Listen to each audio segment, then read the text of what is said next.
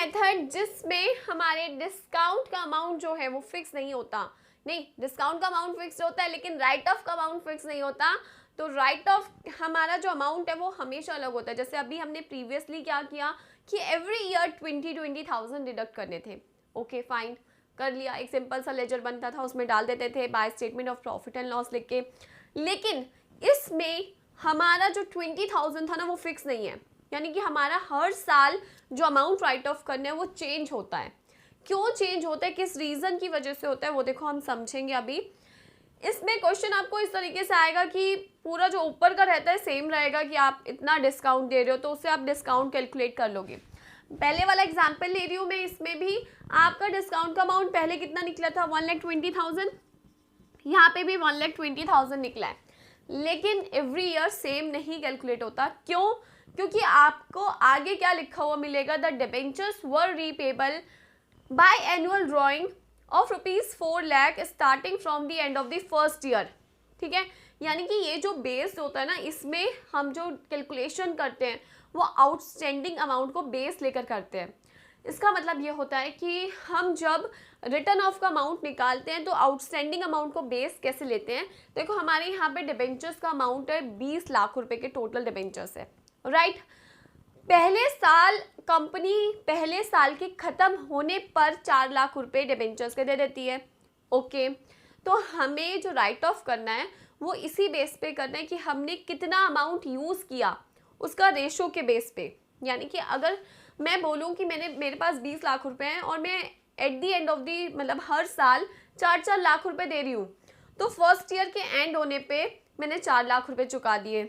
अब मेरे पास कितने बचे, 16 लाख। 20 लाख में से 4 लाख गए, 16 लाख। अब दूसरे साल के एंड होने पे मैं फिर 4 लाख दे रही हूँ, तो मेरे पास बचे कितने, 16 में से 4 गए 12 लाख। ठीक है, तो अब जो मेरा डिस्काउंट है वो देखो, पहले साल मैंने 20 लाख रुपए यूज़ किया था तो डिस्काउंट मेरा ज़्यादा राइट ऑफ होना चाहिए। सेकेंड ईयर मैंने 16 लाख यूज़ किया तो डिस्काउंट मेरा कम राइट ऑफ होना चाहिए। थर्ड ईयर में 12 लाख रुपए यूज़ करूँगी तो डिस्काउंट मेरा कम राइट ऑफ होना चाहिए। तो ये जो रहता है वो इस मेंटालिटी पे रहता है कि हमारे पास जितना ज़्यादा आउटस्टैंडिंग अमाउंट था उतना ज़्यादा हम डिस्काउंट राइट ऑफ करेंगे। जैसे जैसे हमारा आउटस्टैंडिंग अमाउंट कम होता जाता है तो हमारे डिस्काउंट का अमाउंट भी राइट ऑफ करने का कम होता जाता है। कैसे सॉल्व करते हैं एक बार समझ आ जाएगा, ठीक है। अब इसमें हम लोग पहले साल जो है 4 लाख रुपए दे रहे हैं, ठीक है, पहले साल के एंड में। लेकिन हमने पहले साल कितना पैसा यूज़ किया, पूरा का पूरा कंपनी के पास 20 लाख रुपए था, तो डिबेंचर जो आउटस्टैंडिंग थे वो पूरे के पूरे कितने थे, 20 लाख के। पहले साल खत्म होने पे कंपनी ने 4 लाख रुपए दिए, तो कंपनी सेकेंड ईयर में जो अमाउंट यूज़ कर रही है 20 लाख में से 4 लाख डिडक्ट करने के बाद बचा 16 लाख, ठीक है। थर्ड ईयर कंपनी फिर अगेन 4 लाख रुपए दे रही है तो हम यूज़ करेंगे 12 लाख। फोर्थ ईयर हम यूज़ करेंगे कितना, 12 में से 4 के 8। एंड द फिफ्थ ईयर हम यूज़ करेंगे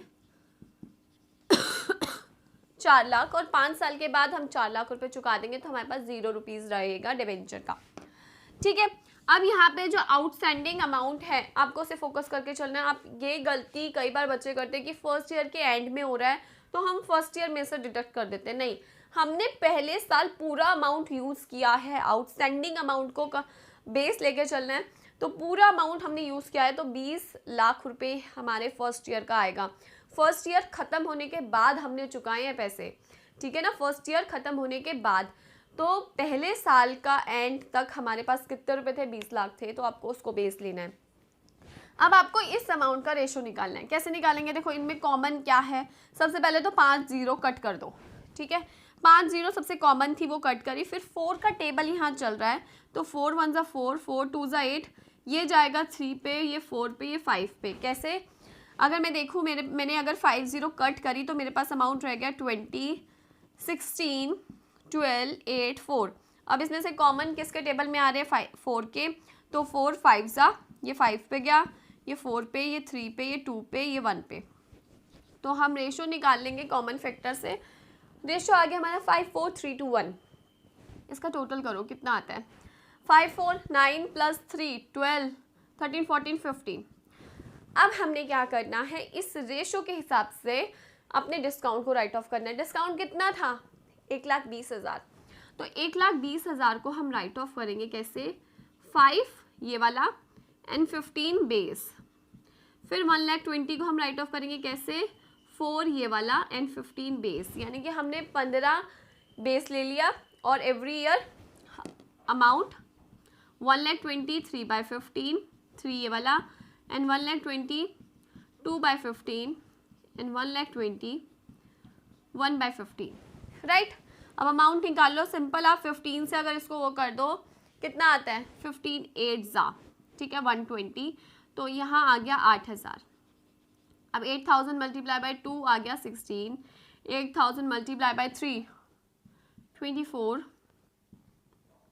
32 40,000, थोड़ा सा कॉलम छोटा हो गया, देखो 40,000 32,000 24,000 एंड उसके बाद 16,000 एंड 8,000, ठीक है। तो ये हमारे डिस्काउंट का अमाउंट निकल रहा है कि हमें किस तरीके से राइट ऑफ करना है। कैसे राइट ऑफ करना है, 40 32 24, पहले इन्हें जाने दो,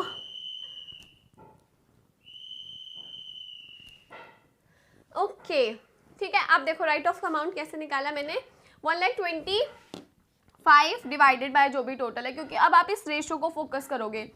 इधर इसका काम हो चुका था, हमने इसका रेशो निकाला, रेशो निकलने के बाद हमने अपने डिस्काउंट को राइट ऑफ करना है, तो डिस्काउंट का अमाउंट लिया 5/15 यानी कि दिस डिवाइडेड बाय 15, 4/15 3/15 2/15 एंड 1/15, और 1/15 को सॉल्व कर लिया ताकि 15 तो बेस हर किसी में है, ठीक है। अब 8,000 आ गया, मल्टीप्लाई करते करते हमारा आया 40 32 24 16 एंड 8, राइट।